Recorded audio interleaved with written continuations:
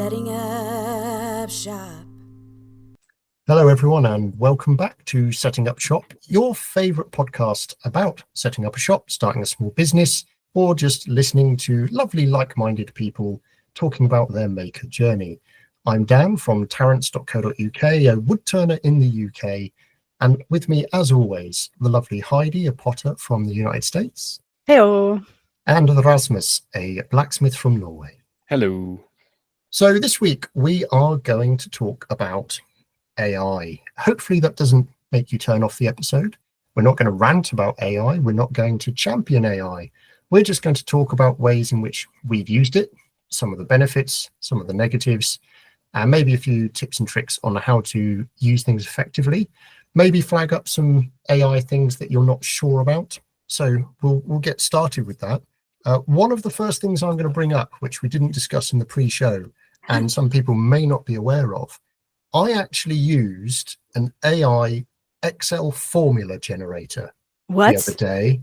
Oh. So if you are not unlike me, you kind of use Excel in your small business. It's good for working out your margins and all of that kind of stuff when you're making stuff. But you're not quite sure on your formulas. Like, you've got a vague idea that it needs to be a sum of this and whatever else. There is, through ChatGPT, if you look at explore other AIs, and there are probably other variants of this, there is one specifically for Excel formulas. And you can tell it, I am trying to do this to this and this, and it will generate a formula for you, which you can then test. And if it doesn't give the number that you think is close to being right, you can refine your prompt, and it will eventually, after a couple of iterations, give you the correct formula with all the necessary number of brackets and asterisks and all the rest of it to solve the problem for you. I'm in love with ChatGPT.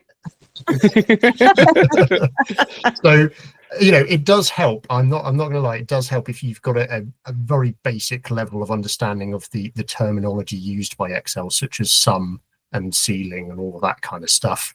But I certainly have found this helpful for those kind of, I know sort of what I need it to do, but I'm not quite sure how to write the formula type thing.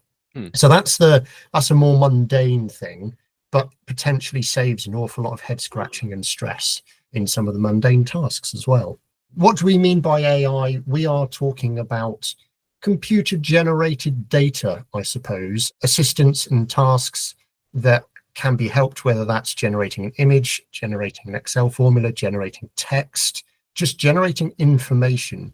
That is a huge area now that things are moving into. It is rapidly changing, it's rapidly improving. And I know all three of us use it in very different ways. But let's start with a very simple one. Let's talk about text, first of all. And I know, Rasmus, you've used AI for this quite a few ways. Do you want to start with a simple example, and we'll go from there? And we'll talk about, a positive, and then we can talk about pitfalls afterwards. Yeah, I really like using AI to do a lot of very tedious things. One of them is just something as simple as, I have this series of information, I need it reformatted. One is like, it's in a spreadsheet, I need to take this number followed by something, by quantity and measurements and all of that, and have that written out so it's easy to understand and easy to read, instead of just plain numbers after each other. That gets confusing. And it's very easy then to tell AI that, take first number, add this, second number, add this. And then suddenly you have like a cleanly written list that you can follow. Nice and simple. It's not that it's groundbreaking, but writing the prompt and just cutting, pasting, and waiting for ChatGPT or something else to do that for me probably saves me 10 minutes, depending on the list. Yeah. And that feels kind of good. Yeah, I think it's, whichever AI you use, it can be a very useful tool. I mean, we mentioned beforehand potentially about checking for spelling and grammar. Mm-hmm. Most sort of writing programs have kind of got that built in, so it's not necessarily great for that. However, if you suddenly factor in, particularly in Rasmus's case, a translation from one language to the other, where you might be a bit hazy on the grammar or spelling of some of the words, it can be exceptionally useful for that. So, for instance, when I went out last January to Norway, I sent Rasmus my price list and a whole wholesale thing, and he did a direct translation from all of the English into Norwegian. And I can guarantee you he didn't sit there and individually write down each specific line translated into Norwegian. from my catalog. I think I did actually. Don't ruin this. No. Wait, yeah, no, not for a price list. I did for like the briefs and things. I did run a lot of it through AI, but when it was like the sentence here or something like that, it was more like, oh yeah, I immediately know how to do this or get a feel across. But when it came to translating your bio, I think specifically, and the list of product names, I was like, I run it through AI, it gives me a starting point, and then I go in and I correct things. Go like, that doesn't sound right in Norwegian. I would prefer probably this name over that name and things like that. Yeah.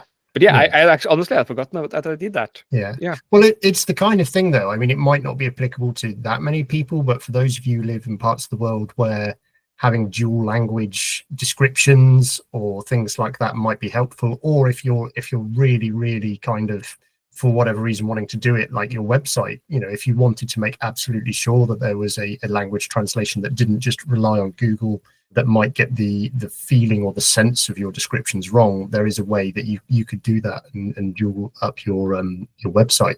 On that note, I have used AI a fair bit to check the tone of my email when I'm communicating specifically in English, because there's a certain amount of business language that I don't have for English, or sort of the etiquette of how you communicate in business language. It's called sarcasm normally, Rasmus. It's a direct translation. Business English is a wonderful thing. It's basically, how do I write "I don't care" or "I hate you" or "just go away" as politely as possible, or this could have been a phone call or an email rather than a 2-hour-long Zoom meeting or whatever. But yes, that is definitely a thing. There's definitely a tonal shift and a change that would happen from one language to another. The biggest problem for me there is not "quote unquote" learning how you do it in England. It is the fact that the hierarchy systems between Norway and England is so different. Like here in Norway, I can basically talk to my nan and kids down the block and the leader of a business in the same tone, and no one will take offense. But if I were to talk to a child and a British CEO or something in the same tone of voice, that would seem really weird, either for both of them or one. It probably depends on who you are, but I understand what you're getting at. I mean, there's the other side to this as well, moving on, where you've started doing business with Germany as well, and I know you mentioned the other day that you've been using AI to help you have conversations basically with Germans on, say, Facebook Marketplace or other auction sites or whatever. So I was saving that maybe for later. Not sure why, but no.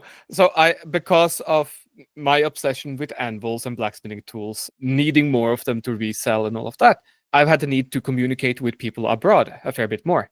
And yeah, Google Translate to some extent is fine. I have friends speaking a fair amount of languages. If I ask them kindly, they can help translate some things and make sure tone is right. But when it comes to having a conversation and for it to flow and seem kind of natural, I gambled on using ChatGPT, and I learned enough about German when I lived in Japan, which is a really fun sentence. And it's true, but just enough to sort of figure out that this seems to be correct. Not enough to verify anything, but it's more like I don't think I'm getting utter garbage from ChatGPT. So it's like, okay, cool, I can try this. Maybe in the beginning I verified things with Google Translate and cross-examine things a little bit more. But then in the end, I was basically just cut and paste and writing things in Norwegian into ChatGPT. And I would have like this weird conversation in ChatGPT where it will I would just fill in half German, half Norwegian, and it will give me the opposite every single time. And that way I could talk and I can discuss things and communicate with people in Germany and the Netherlands, and I dare to say in Sweden. I think it definitely has the opportunity to open up markets and open up interactions a lot more, as long as everyone's aware that that is what's happening, and that you're not, well, first of all, you're not the robot, that you are utilizing a tool in order to be able to communicate in their native language. I think from a business perspective, it's good to understand that. Absolutely. What about yourself then, Heidi? What from a point of view of text kind of things, what have you found it useful for or not useful? Ideating has been really helpful, like coming up with naming convention for something, or coming up with just a quick phrase, a turn of phrase for marketing or that kind of thing. I'm pretty lyrical as a person anyway, so it's not really something that like is necessary for me. But sometimes if I'm just in need of a prompt or something to like kick off an idea session, like it's helpful to just kind of hop on and start throwing out like, these are the 4 points that I want to make. It's Christmas. I have an abundance of this X item and I need just like a quick 2-line marketing copy that I can put with this image. Because sometimes you're just tired, right? Sometimes you're just like, I don't even want to think right now. Can you just tell me what I should say and I'll say it? And that's exactly what you get. Yeah. But sometimes it works. Sometimes it like just gets you just enough there that you just tweak it a little bit and you're like, yeah, that's good. It's just a cheat code for life. It's definitely the way that I find it. I mean, I particularly have used it in the past for product descriptions where there's nothing worse than staring at a blank space that you know you need to fill. And like, obviously I've made the product. I know what it is, but I also know that I waffle even in text as well as speaking, sorry. So I don't want to overshare everything and not actually get the information in the right place. So I have at times written like a 10 or 12 line prompt or longer to try and really refine the tone, the content, the feeling, the type of language I want to write it in and all that kind of thing. And I'll use that and then copy that prompt and then just change the name of the product or the dimensions or what the function of the product is. And like you said, Heidi, it's one of those things where the result might not be specifically what you want, but it's a long way into, right, I've got 4 paragraphs where I'm going to ditch 2 of them, or I'll use half of this one, half of that one, put those together, change the words here. And all of a sudden you've got a couple of hundred, maybe, 400 words, depending on however much you want it to be. I liken it to having a silent partner in a way where it's like we're so used to working solo that, especially if you're in your studio by yourself or you're sitting at your computer by yourself and you're trying to come up with whatever you need to come up with for your business and there's no one to bounce ideas off of.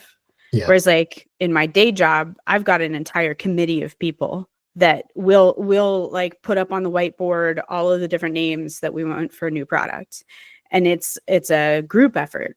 Whereas when you're a solopreneur, there's no group, it's just you. So having that tool available to like be a sounding board, to kind of be that whiteboard opportunity is I mean, it's game changing.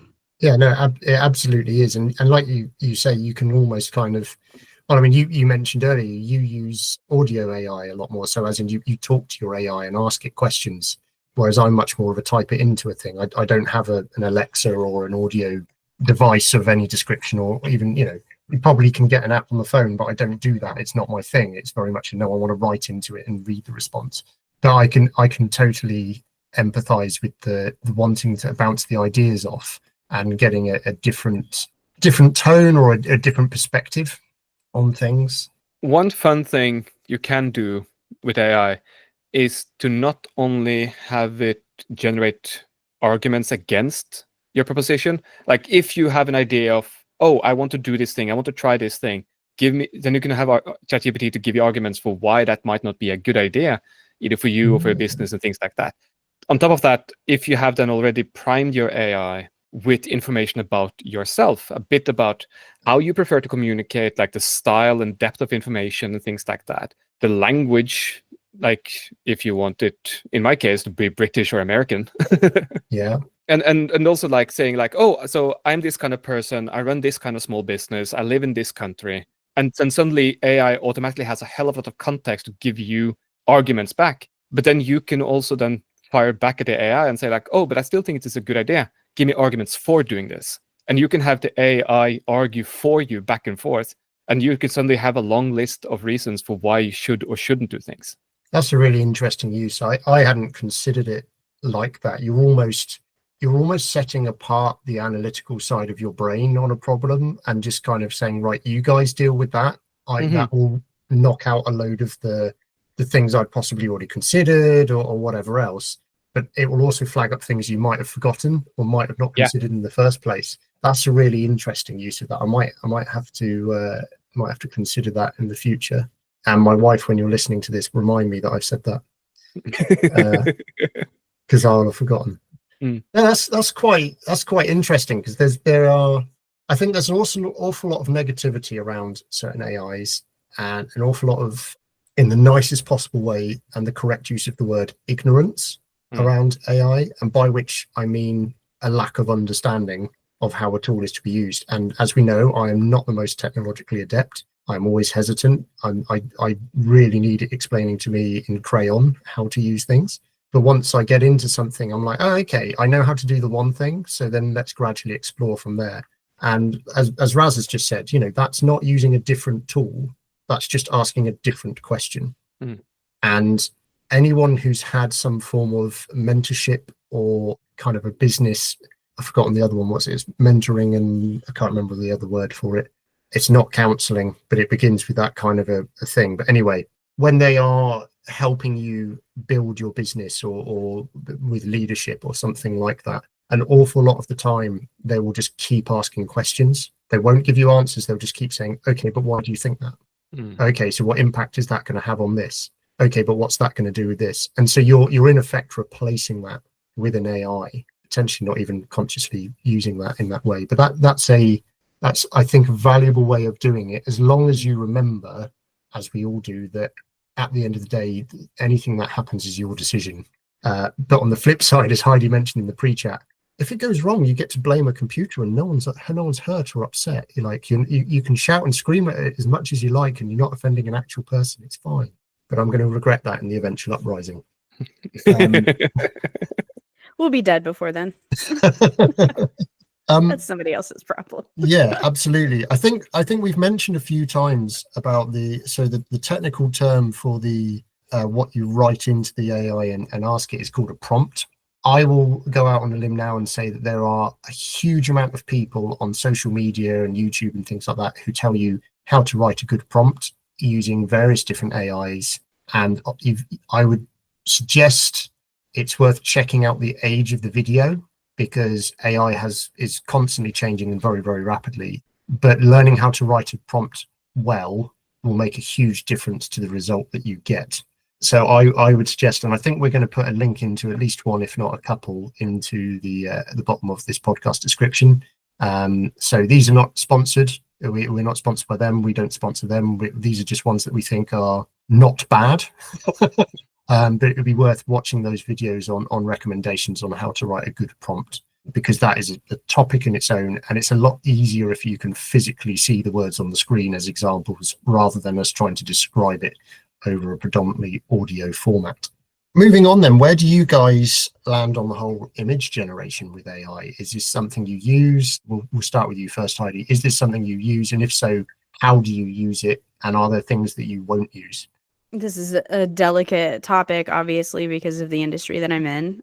So if you aren't aware, I'm in packaging, graphics, and I've been in print for 20 plus years. It is something that's made its way into my world on a daily basis. We've got marketing managers that are using it to come up with their briefs. Like historically, they couldn't even draw a stick figure, and now they're able to give us a better tool to communicate what the inspiration behind whatever initiative they're trying to do. So they're able to communicate that a lot better. But that has its downsides, obviously, that you lose that opportunity to kind of build something from scratch. You're starting with an image that might have come from someone else's design background or whatever, but that's not really all that much different than creating a Pinterest board. It's just the computer's done it much faster, right? Yeah. So if you're looking at it as an inspiration tool, that's kind of how I've seen it used a lot in my day job. The way that I use it personally, I have Illustrator, and I will toss a prompt into the Illustrator window asking for a specific vector shape, because I'm maybe time crunched or whatever, and I need a good example is I just needed a snowflake shape. Nobody's gonna get offended over a snowflake. Only snowflakes. Only snowflakes. Yeah, it's a sensitive topic here in America right now. So I just needed a snowflake that I could make a pattern out of to put it around a cup to test something out with the laser. Rather than me sit there for, a half hour drawing a vector snowflake, it came up with 4 different or 6 different ideas, and then I could build from there. I did learn, how I can get better at asking specifically for what I was looking for. Like if I need it for the laser, obviously I don't want a lot of tone or gradients or shadows in it. I don't want any background. So I basically just say, all of those things, no background, no gradients, no tonal variation, black and white. And sometimes I'll say coloring book. Because a coloring book, it's just like really thick black lines, and then I don't have to go and manipulate and add, thickness to lines, because that's kind of a pain in the ass too. And then I sent it to my laser, and I lasered a mug with all the snowflakes around it as a test, and I was like, yeah, this is great. I also did it for coming up with like generic little logo lockups for my colleagues when I wanted to make mugs for them and laser on them. I didn't want it to cost me a ton of money. I didn't want to go buy clip art. I didn't want to spend a whole lot of time, designing something, but I did want to make something special that was curated specifically to what they liked. Yeah. And the prompt just made it really easy. Although for some reason, Illustrator doesn't really understand when you want it to have words. Yeah. Yeah. Like when you put quotations around like somebody's name. So my coworkers have unusual names. It's not like John or Maggie. Ulysses. So yeah, it's like Ulysses. So say Uli, I want just ULI, and I put in quotation marks, and then it gives me ULE or ULEY, and I'm like, well, why is it giving me the wrong name? Like that should be the easiest part of the entire prompt. I told you exactly what it's supposed to say, but those are the kinks that have to be worked out. Yeah, we've definitely experienced where if you're trying to create an image, it's almost useless trying to include text within the descriptor for an image. It's actually a lot easier to, as you said, start with an image, get the image the way you want it, and then try and color match a text font to the same thing and work out where you're going to put it in the image. Like logo design and stuff is great as long as the logo doesn't have words in it, because I tried doing it for my new Tarrant.co.uk logo, and it would like replicate the word Tarrant 6 times randomly on it somewhere, or it would, it did all these weird and wonderful things. And we tried it as well in the past for a t-shirt idea. Like this is the other thing, is it's a great, as we said with the text, it's a great starting point. So we had a t-shirt idea that we wanted to do from a blacksmith perspective for Rasmus, and for whatever reason, AI can't draw an anvil to save its life. It doesn't matter which image generator AI it is, it does not understand what an anvil looks like, which is ridiculous, given like that's a relatively standard image. Like you would have thought it would get that. This is my biggest gripe with AI. It's absolutely zero understanding for anything relating to blacksmithing. Yeah. Like if we wanted to do one of a potter at a wheel, no problem. It was great. It gets that, like pottery wheel, it's all fine. I think I had an idea of like a goblin wood hoarder one, and it managed to, it drew the goblin great. It had like stacks of timber everywhere. It had planking. It had, it all worked. As soon as you say like lathe, wood turning, any form of complicated machinery, it's probably not going to understand without you writing an exceptionally specific and well-defined prompt for it. And that's fine if you want to put that time into it and everything else. But again, as we said, it's a great launch pad for a concept idea. I mean, I can imagine, Heidi, if I sat there and went, okay, I've got this rough idea in my head. If I went to a graphic designer or an artist or a cartoonist or caricaturist, whatever variant of that, and I said, this is what I want, and I described my idea using words or written text, what would come back? I'd probably still have to go back and go, can you move this? Can you change this? All right. Which is a lot more irritating if they've spent 6 hours or something on it, or even just an hour sketching it, rather than if I went to them and said, hey, look, I've generated an AI thing. It's in the style that I want. It's loosely got the placement of things that I want, but what I would like changed are these 4 key features. Now, if the person's an artist and they like to create from scratch, that's potentially going to be borderline offensive to them. You need to pick the person you're having the conversation with. But I see that as a, hey, look, this is the closest thing I've got to the image in my head. I now just need tweaks. and, you know, redraw the whole thing by all means, but these are the things I want to change. Yeah. So it furthers the conversation along at a lesser cost in my head. Yeah. I mean, to be honest, coming from my background and working with certain different types of artists. So like there are production artists that is their job, is to take from you, like move this over here, do that, like very direct. This is what I want. And then there's the graphic designers that are, no, like I built my career on being a concept artist, on, you know, being the AI for you. And that's that like working with those folks is a whole different realm, because it's almost like they are the AI. When you take stuff to them. Now, I work mainly with production artists who like to take an existing design and manipulate it to fit a specific need, whether it's web use, whether it's going to go on a tiny bottle or a big bottle or a big carton, or it's for an end cap for a store or something, but it's all like, here's the brand equity. I need you to take this brand equity and move it over to this usage. There's people that do that on a daily basis. And to me, those are the people like that are going to do really well with these types of initiatives when folks like you, or even like I was saying, even marketers bringing their idea boards to the team and saying like, can you do this? It helps to translate things in a visual way. That to me, maybe I'm naive, but I think that it's going to promote more people to be able to do that work and understand that work and better communicate that work than historically. When I said people get mad, that's what I mean. Like, I think that's the key word though, isn't it? Is the communication point of view, because so I recently, with trying to get my logo, I spoke to several different people, including a guy who is a wood turner as a hobby, but his day job is graphic design, about would you be interested in doing my logo? And they were all like, and I was like, is this not your job? It is, you know, and one of them said, oh no, I'm more into like, you know, web, whatever it is, which that's fine. I've no problem if they said it's not their job, but one of them, and they weren't from this country, one of them is literally a wood turner and a graphic designer.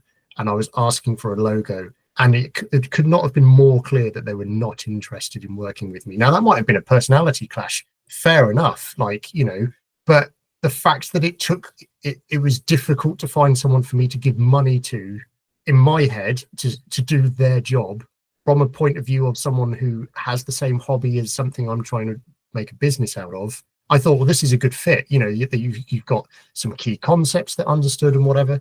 But even then, when I did find a graphic design company that I went to, went and had a 2-hour conversation with the person. I showed them some examples of the kind of styles of things that I aspired to, but I didn't necessarily like the logos of. I showed them some stuff that I did like. And I showed you guys the first round return from it. And I was like, well, none of that fits at all anything that I'm describing. So I was clearly either not communicating well, and that was fine. You know, we went back and forth. We came up with a couple of things, and I like the end result of what they've come up with. But I think this is the thing. It's like, you know, that was a 2-hour conversation. Then I had to wait a few days for them to generate a thing, which is totally understandable, because that's what happens when you're working with a person. If I had gone out of my way to write the prompt and generate and go, hey, look, here's a couple of designs that I think I'm on this is the vein of what I'm looking for, could you go from there? That might have sped the process up, but I can't be sure. Yeah. It's a very tricky thing, but at the end of the day, it's communicating. It is a communication tool that may or may not. If I went in, I'm talking too much again, but if I went into a company and said, hey, look, are you this is the kind of thing I'm looking for. Are you guys interested? And they glanced at what we did and said, oh, that's not the style we do here. You need such and such a company.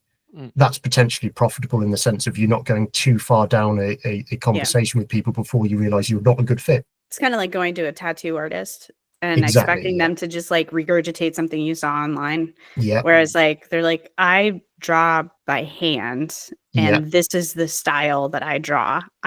That's not what I do, but you can go to this person who excels in that style. Yeah, I do photorealistic portraits and you want a cartoon bumblebee. This isn't the same thing. Yeah. So like, you have to be mindful. It really comes down to like, what is the quality of work that you want for whatever the end result is. So if you are just using it casually to get copy for you to figure out, like for a one-time use, like blog post, you can get it straight done out of AI. But if you wanted something that looked super professional and super clean, your starting point can be AI to like really actualize what you're trying to envision. But ultimately, you should hire somebody professionally to refine it. Yeah. And they're going to be able to, so right now, AI is only going to be able to take it so far. So we've realized this recently with the merch, right? So, well, you guys haven't, because you weren't building the files for the different content that we needed. So if we were looking at t-shirts and we wanted to do our logo on the t-shirt, the number of, or the way you have to build the file so that it works on a black t-shirt versus working on a white t-shirt, you have to prep the file a little bit differently so that the white gets knocked out and you get direct to the fabric versus like you just having a white box around everything. Yeah. So like those are the details, specifically when you're talking about translating to print or, you know, translating to web, that experts are going to be able to take that AI information and either rebuild it to work in whatever end use you need or multiple end uses. But you're not going to be able to take it direct from whatever. Like I still had to manipulate the snowflakes in a way that would work on the software. I wasn't just like, okay, now go software. There was still work that needed to be done after the illustration was made, is what I'm trying to say.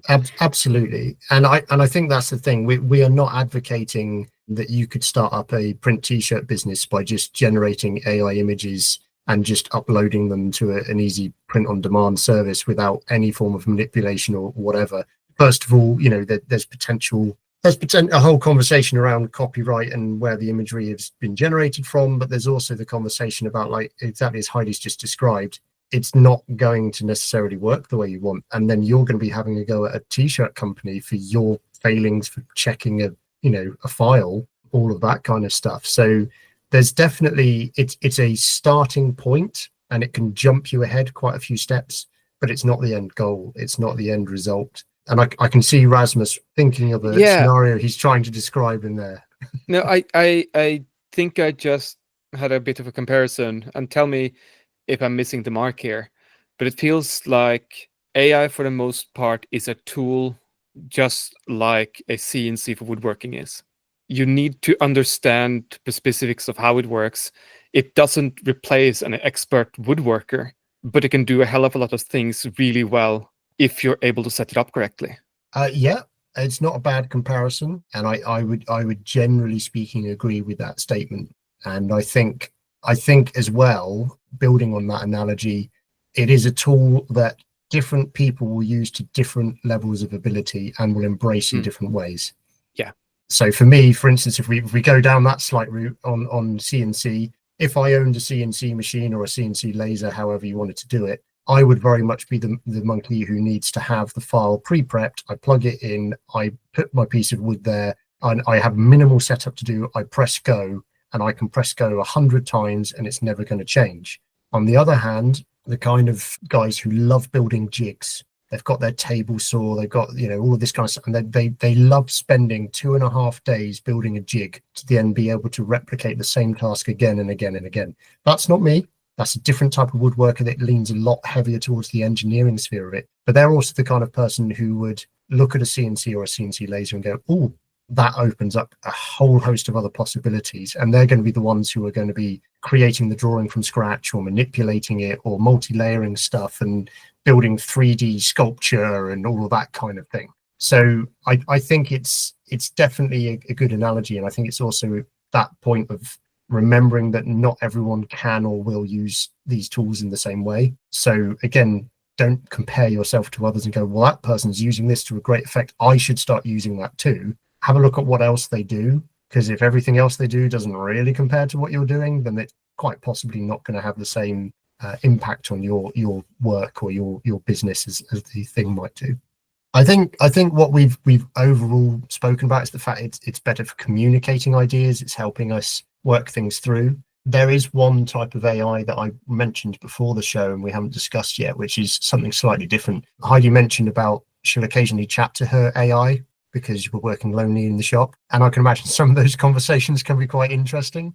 Those of you who have got Spotify might be aware that they released an AI, and it's an AI DJ who, if you action it and you play it, he will pull songs from your top 10 most listened to or whatever, and then he might suggest other songs that are similar. And that can be quite a refreshing thing in the background. So you're not just playing through workshop playlist number 1 for the 100th time and kind of feeling like it's a bit monotonous and you're in your little bubble. It can kind of just jog you a little bit and help you feel a little bit less alone. And that might be something worth experiencing a little bit. I've played with it a bit. I don't use it that often, but if you are looking for new sounds and new tunes, that's definitely a tool that would be worth exploring. It might only be on Spotify Premium. I'm not sure because I've got Premium. But if it is, have a play with it, see what it recommends. But yeah, I mean, is there any other particular angles on AI that you guys think have been really, really helpful, or that you think, moments of caution or problems that it might come up with? I know my wife mentioned that there's no point trying to get it to draw images of people because they end up with like 6 legs. 15 fingers.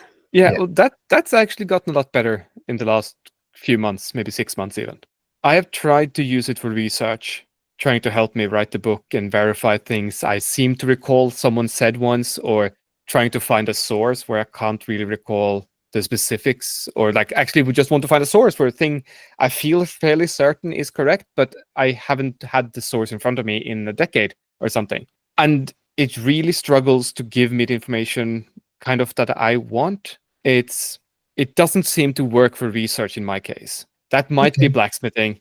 That might be also the fact that I have a certain amount of competency inside of blacksmithing, so that any information it gives me, I can easily sort of judge and see, like, is this correct? Is this not?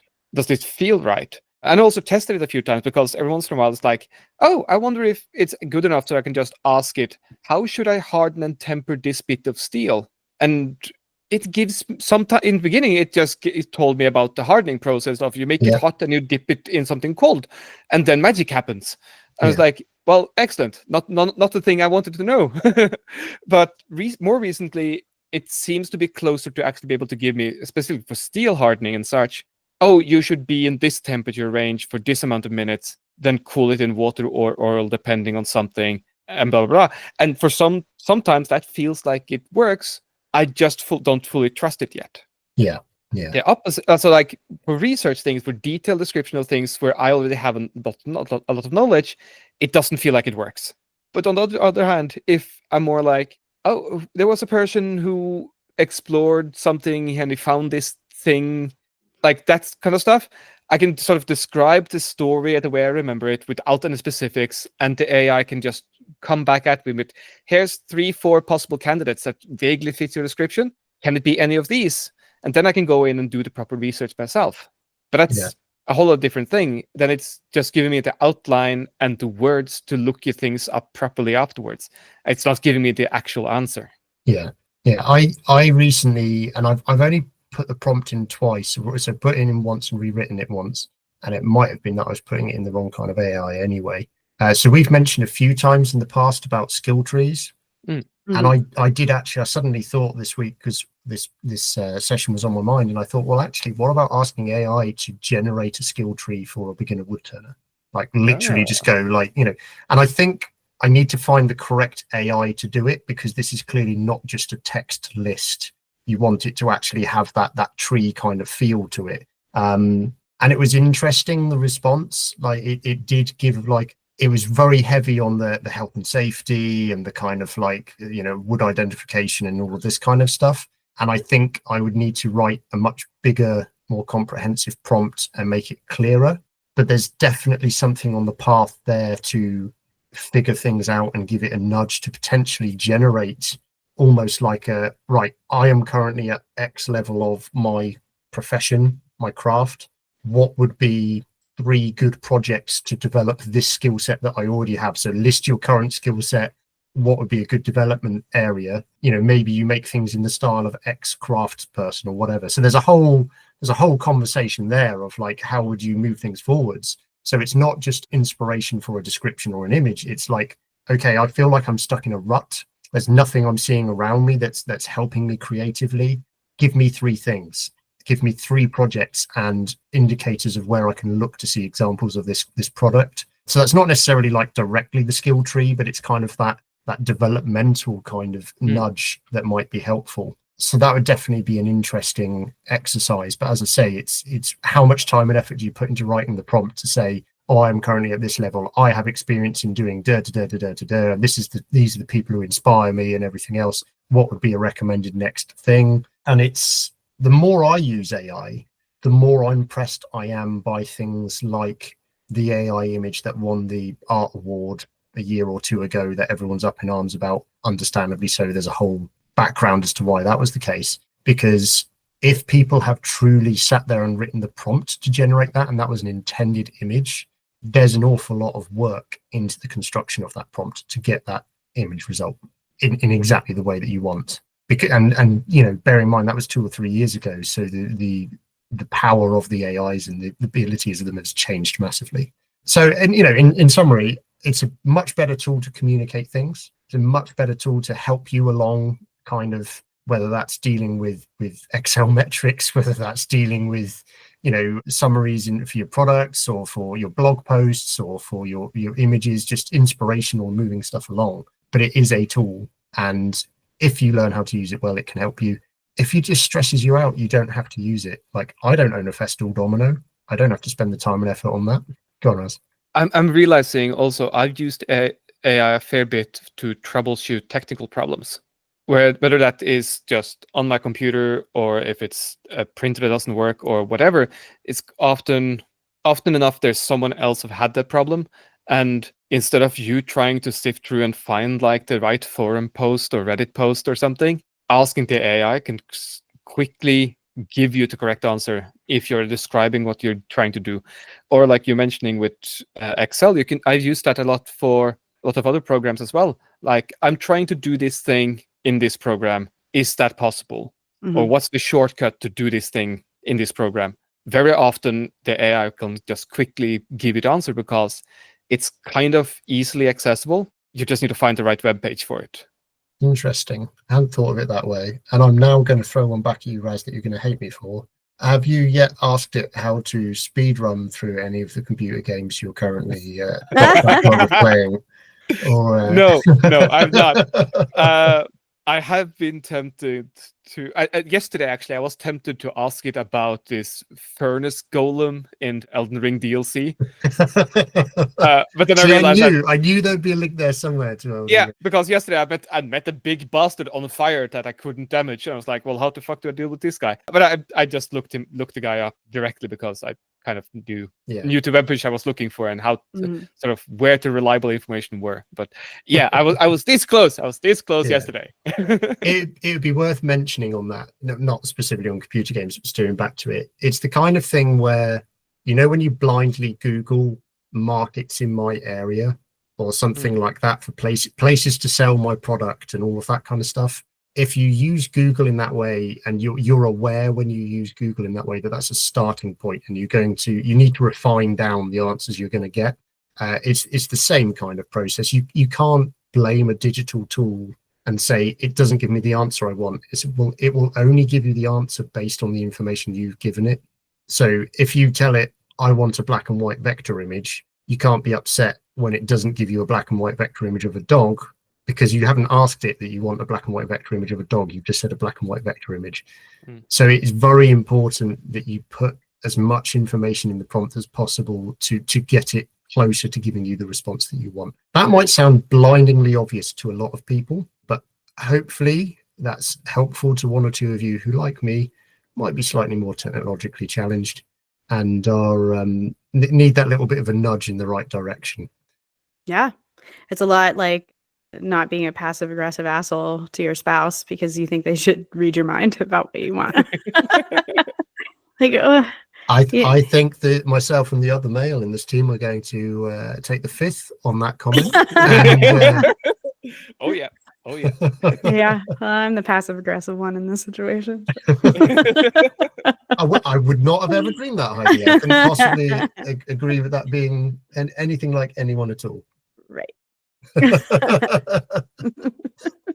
It does look like Ben has reached out about chocolates from our chocolate friend. So the non-passive aggressive of adding him when Ronnie put up that she was taking pre-orders, I think it worked. Nice. Oh, Chocolates. I'm just trying to work out if there's any way that we can get her to do merch chocolates for us.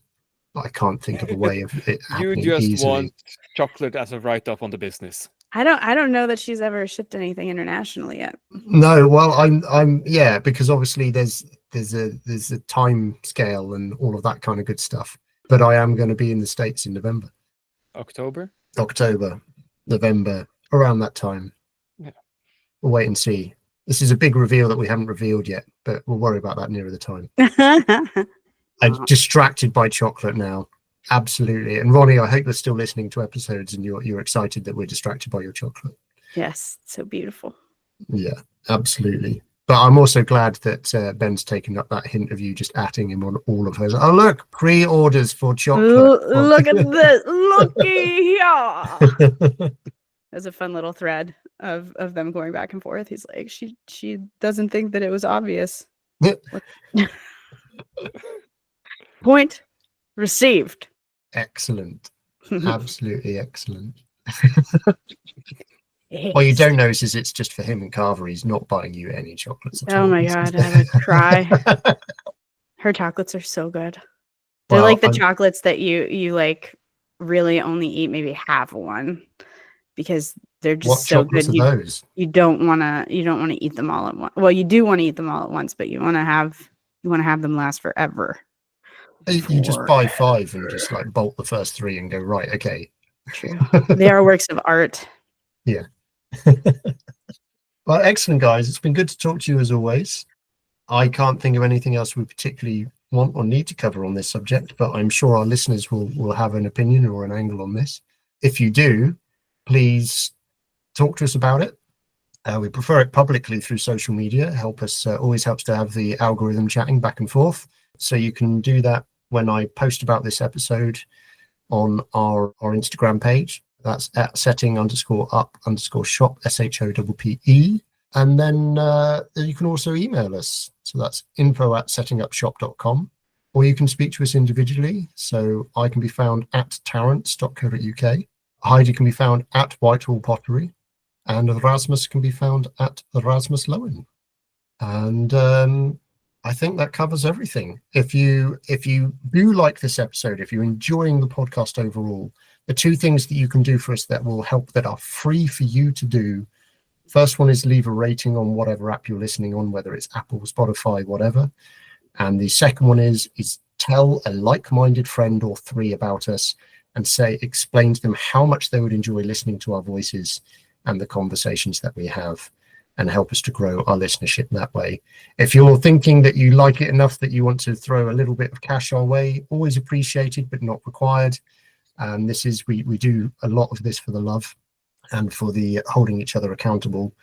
We do currently have a Patreon account, and we are intending releasing more content on there this year. And then finally, we will be doing a launch of a merch web shop. We are working on that, as Heidi mentioned earlier. We have some basic designs, but we want to also have some fun designs for you guys as well. And the official launch of that will be announced when it's close to the time. Any other things, guys, please feel to reach out. Please feel free to message us ideas, things you want us to talk about. We appreciate you all for listening. Thank you very much. Goodbye. See you.